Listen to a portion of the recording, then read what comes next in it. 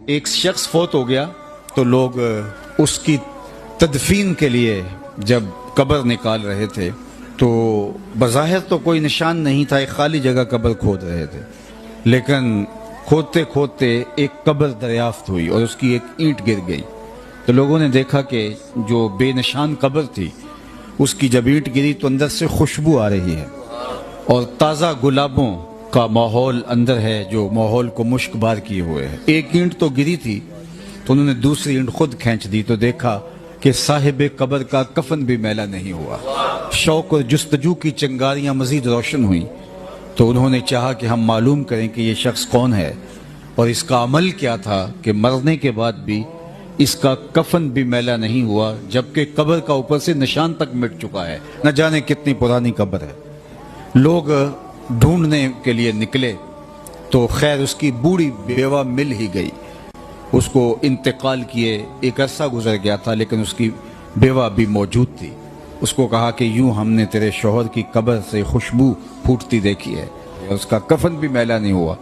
ہم پوچھنا چاہتے ہیں کہ تمہارے شوہر نے کون سا نیک عمل کیا، اس کے معمولات زندگی کیا تھے، تاکہ ہم بھی اس کا تتبع کر کے اپنی زندگی میں اور اپنی قبر میں چراغاں کر سکیں۔ تو اس نے اپنے ذہن پہ زور دیا اور کہا کہ میرا شوہر کوئی پڑھا لکھا شخص نہیں تھا، عام سا مسلمان تھا، وہ تو قرآن مجید بھی پڑھا ہوا نہیں تھا، لیکن ایک بات مجھے یاد آئی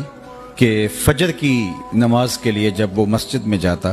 اور نماز کے بعد نمازی قرآن کھول کے بیٹھ جاتے تو اس سے بہت تکلیف ہوتی کہ کاش میں بھی قرآن پڑھا ہوتا تو میں بھی قرآن کھول کے بیٹھتا، قرآن پڑھتا تو یہ بوجھل قدموں سے واپس گھر آ جاتا اور طاق پہ رکھے ہوئے قرآن مجید کو اٹھاتا، اس کو کھولتا اور چومتا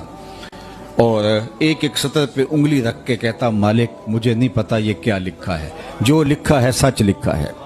پھر دوسری سطر پہ انگلی رکھتا، کہتا مالک یہ بھی حق لکھا ہے۔ پھر تیسری سطر پہ انگلی رکھتا، مالک مجھے نہیں پتا کیا لکھا ہے، جو لکھا ہے سچ لکھا ہے۔ اس طرح انگلیاں پھیرتا جاتا اور یہ کہتا جاتا مالک یہ بھی سچ ہے، یہ بھی سچ ہے، یہ بھی سچ ہے، یہ بھی سچ ہے۔ کہا اس کے بعد اس کی آنکھوں میں آنسو ہوتے اور وہ بند کرتا اور طاق پہ رکھ دیتا، یہی اس کا معمول تھا۔ آج اس کی قبر میں چراغاں ہیں، اس کی قبر میں خوشبوئیں پھیلی ہیں، قرآن سے اس محبت کی وجہ سے مجھے بتاؤ جو دن کے اجالوں میں اور رات کی تنہائیوں میں قرآن پڑھتا ہے اللہ اس کی قبر میں کتنی روشنیاں فرمائے گا۔ اللہ اکبر! یہ کتاب ہماری زندگی میں اگر آ جائے اور ہم اس کتاب کے مطابق اپنی زندگی کو ڈھال لیں